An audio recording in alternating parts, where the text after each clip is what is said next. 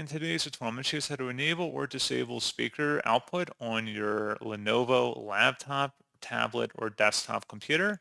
So this should hopefully be a pretty straightforward process here, guys. And without further ado, let's go ahead and jump straight into it. So all I have to do is open up the search menu and type in settings. Best result, you go back with settings here. Go ahead and select that. Select system on the left panel, and then on the right side, select sound. And then you want to scroll down underneath advanced and select all sound devices, and then select your output device from the list. And then if you want to block your speaker or turn it off or disable it, select don't allow.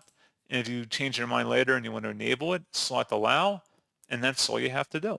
So pretty straightforward process, guys. And as always, thank you for watching. I do hope that was able to help you out, and I do look forward to catching you all in the next tutorial. Goodbye.